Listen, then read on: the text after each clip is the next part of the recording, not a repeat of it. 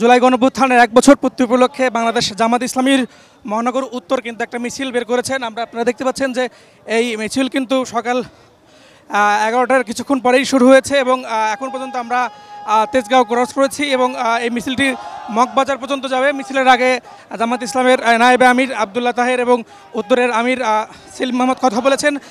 তারা কিন্তু বিগত সরকারের যে দমন নিপীড়ন সেই বিষয়গুলো কিন্তু তুলে ধরেছেন এবং তারা বলছেন যে পিআর পদ্ধতিতে নির্বাচন চান এবং জুলাই গণঅভ্যুত্থানে যারা শহীদ হয়েছেন তাদের বিষয়েও তারা কথা বলেছেন। আমরা দেখতে পাচ্ছি মিছিলটা কিন্তু এখন যাচ্ছে, বিপুল সংখ্যক জামাতের নেতাকর্মী কিন্তু এই মিছিলে উপস্থিত হয়েছেন এবং মিছিলে কিন্তু জামাতের নায়েবে আমির কিন্তু রয়েছেন এবং উত্তরের বিভিন্ন পর্যায়ে নেতাকর্মীরা রয়েছেন। আমরা ঢাকা ১৭ আসনের একজন কর্মীর সাথে কথা বলবো। একটু আপনারা বলবেন যে আজকে আপনাদের এই মিছিলটি আসলে কেন? সানবিট সব দিবে সামাল। সানবিট ম্যাজিক প্রেস ডিশওয়াশিং এর মাথা ঘোরানো সলিউশন। আজকের এই দিনটি বাংলাদেশের 18 কোটি মানুষের আনন্দের দিন।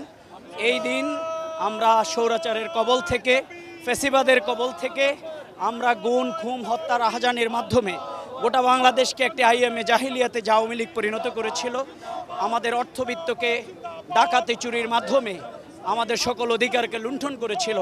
সেই ফ্যাসিবাদের কবল থেকে আবু সাইদ এবং মুগ্ধরা, হাজার হাজার ছাত্র জনতা, অন্য ধর্মের মানুষ, আলেম ওলামা, সাংবাদিক, সব শ্রেণী পেশার মানুষদের ত্যাগের মাধ্যমে, শাহাদাতের মাধ্যমে আমরা যে বাংলাদেশ। রেদওয়ান দেখতে পাচ্ছিলেন, তারা বলছেন যে মিছিলটি নিয়ে তারা মগবাজার পর্যন্ত যাবেন এবং তারা বলছেন যে এই জামাতের আজকের যে মিছিল, এই মিছিলে কিন্তু যে নেতাকর্মী, সেই নেতাকর্মীদের কিন্তু বহিঃপ্রকাশ করেছে জামাতের প্রতি যে ভালোবাসা নেতাকর্মীদের, সেটা কিন্তু তারা দেখতে পাচ্ছেন।